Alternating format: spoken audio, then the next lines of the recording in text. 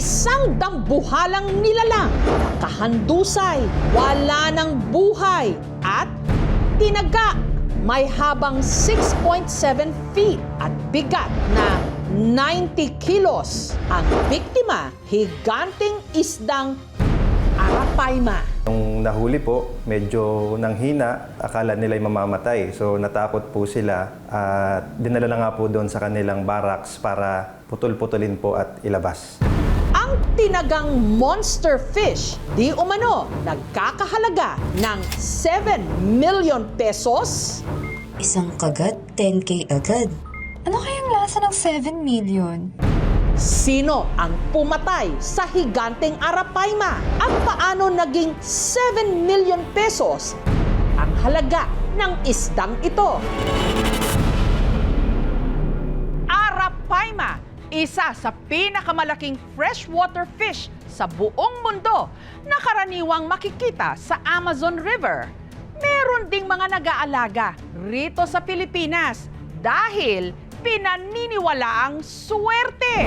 Agad na nalambat ng mga otoridad ang mga suspect sa pagpatay at pagkatay sa Arapaima. 3 mga trabahante ng isang resort sa Pagbilao sa Quezon Province. Humingi na po kami ng tawad, pasiyusya. Dahil talagang hindi po namin suot or lahat, hindi ganun kamahal.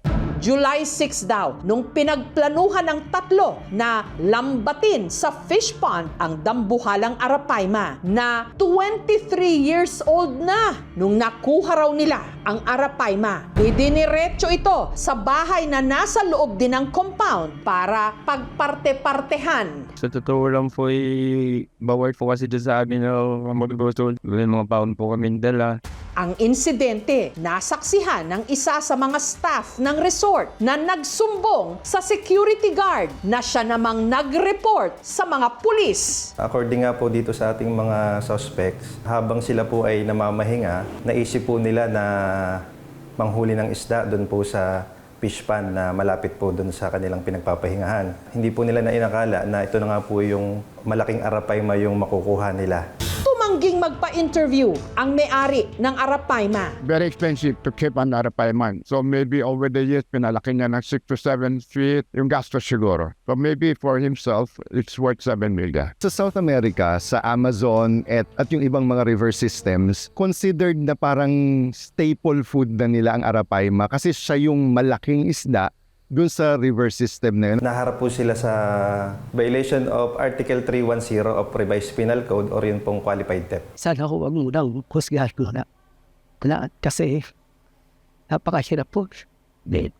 Lalo sa mga anak ko. Tsaka pasensya na rin po sa may-ari ko.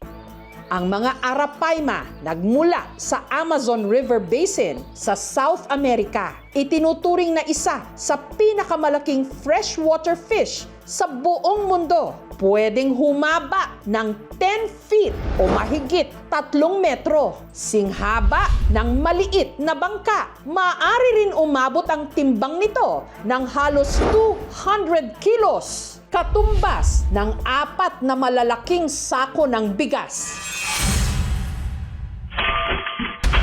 Sa Labangon sa Cebu City, may CCTV video na kuha ng isinasakong nilalang na pilit nagpupumiglas. Parang buwaya, pero isa rin pala itong Arapaima. Pahirapan daw itong masilo para ilipat sa fish pond.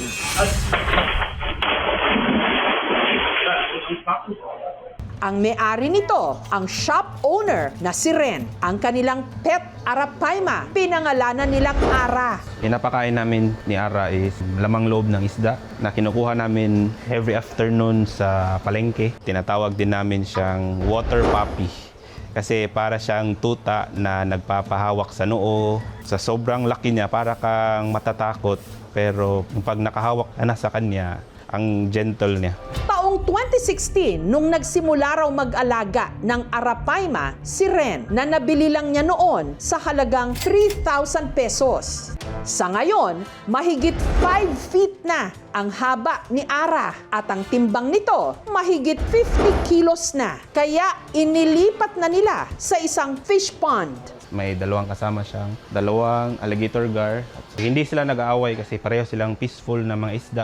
Kapag nagugulat, tumatakas daw ito. Kaya nakasanayan na nila kung paano ito ibalik sa kanyang kulungan. Kuha lang ako ng sako, tapos lalagay sa ulo niya yung sako, tapos tatapikin yung katawan niya para umusog siya pa loob ng sako. Pwede na siya ibalik sa tubig. Sa sako na lang kami hahawak kasi yung katawan niya is sobrang slimy. Ang turing din nila kay Ara, Lucky Charm. Yung sa negosyo namin, steady yung growth namin, hindi nalulugi. In a sense, nag-attract din si Ara ng swerte. Naniniwala kami, baka na-absorb ni Ara yung mga sakit na papunta sa papa ko or sa mama ko kasi mga senior na sila. Sa awa ng Diyos, wala pa naman silang major na sakit.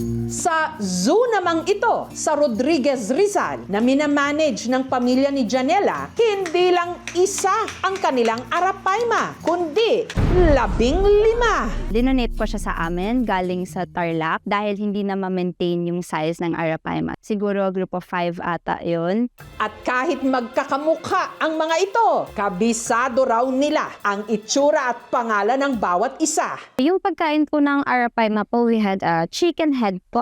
So yung laman po ng chicken head po natin is 6 pieces po. At kapag kailangan na raw pakainin ang kanilang mga alaga, pinupukpok lang nila ang poste ng fish pond. Nararamdaman daw kasi ng mga dambuhalang isda ang vibrations mula sa tubig na hudyat para sila'y kakain na.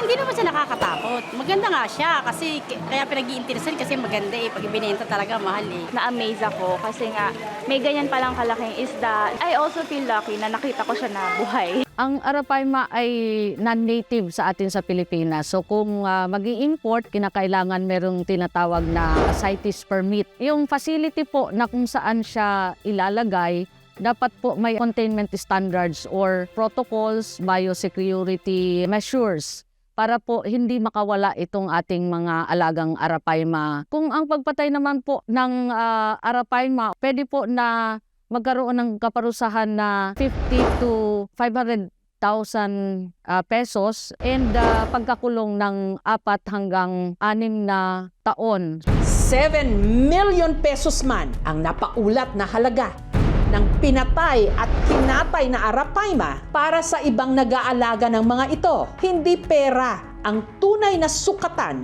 ng halaga. Ang kanilang mga pet o alaga, hindi lang daw pang-display at lalong hindi pang-ulam, kundi para na ring bahagi ng kanilang mga pamilya.